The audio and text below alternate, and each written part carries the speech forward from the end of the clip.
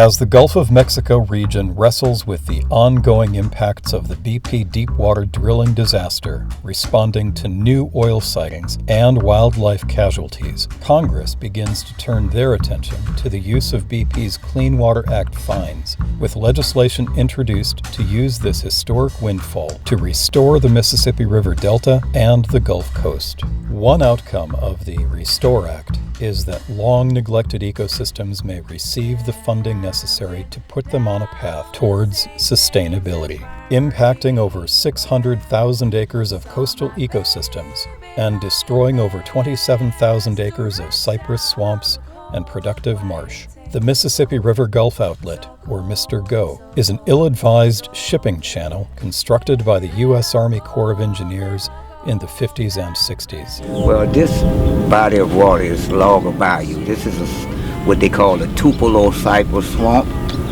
and this body of water started dying in '65 because of Bessie, and the same canal that caused this to die with saltwater intrusion is the same canal that caused some of the flooding in the city of New Orleans, which is the Mississippi River Gulf Outlet.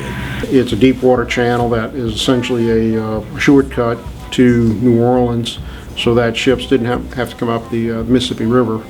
Yeah, there were a few folks, including some folks in St. Bernard, that basically were saying that this is going to be a major problem. I think even some of the federal agencies question it, but it's one of those things, this was, when this started, it was pre-NEPA and pre a lot of the environmental movement, and there were some people who saw what was coming, but it had a lot of institutional momentum. This was development. This was supposed to be good economic development. It was, what was supposed to happen was when they cut this channel, a huge port was supposed to develop in St. Bernard, and of course that never happened. Pointed to by many experts as one of the primary causes of flooding in the wake of Hurricane Katrina, the MRGO helped funnel water into the lower Ninth Ward and St. Bernard Parish, earning it the name the Hurricane Highway, and inspiring Congress to officially close the channel to shipping in early 2006. You had surge that was transmitted, of course,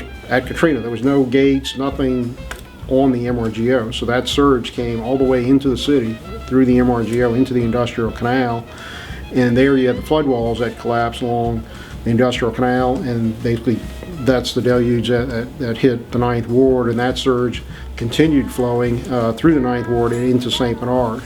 So basically the floodwaters that came into the Ninth Ward and St. Bernard basically had to pass over or through the MRGO. The Army Corps of Engineers has greatly increased the hurricane protection for the area with the construction of one of the largest storm surge barriers in the world. But despite the construction of 2 closures along the channel, much more must be done to restore the ecosystem and increase the area's value as natural storm defenses and habitat for a diversity of wildlife species. We don't envision that the canal will ever fill itself back in. If you wanted to fill it in and try to make everything look like it did in the 50s before it was constructed, it would require over 300 million cubic yards of dredge material. That's more dredge material than we used in the construction and reconstruction of levees around New Orleans. We do envision over time, though, that the area will transition to a more fresh, intermediate and brackish habitat than it is currently. And the closure structure that we built at Bayou Loutre is contributing to that already. We've seen salinities in the area drop by 50% or more in certain wetland areas, and that's all beneficial to recovery of the coast in this area.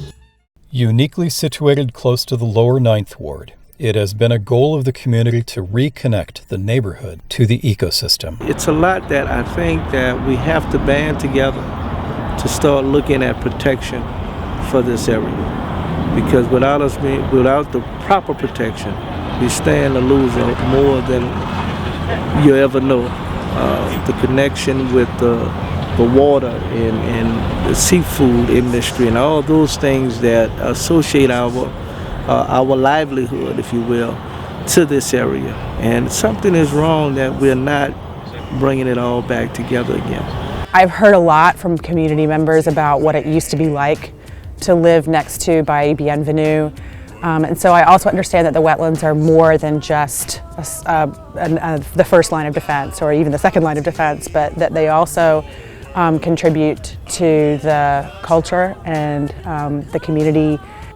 Restoration of this hard-hit area will not be cheap or quick, but the BP Clean Water Act fines could play a role in ensuring that plans that have been developed for the area are actually realized, and the community benefits from the natural systems decimated by decisions made to benefit the nation's shipping industry. This is what's happening now. This has to change. We have to love what's keeping us alive. And like I tell everybody when they come on here and we talk about the wetlands and I tell them what happened here and stuff, we can't live anywhere else. I mean, we shoot our money up in the air to go to space, and I don't have nothing against the space project, but we can't live anywhere else yet. So we got to do something about this. And if by chance we get a chance to live somewhere else, I guarantee you, what it takes to live that somewhere else is going to have to come from right here. So we still need this. The Gulf Restoration Network needs your help in the fight to direct BP's Clean Water Act fines to projects such as MRGO ecosystem restoration. Visit bpdrillingdisaster.org to learn more, take action, and donate to these efforts. The masses are fed up, convinced there's just no hope, for a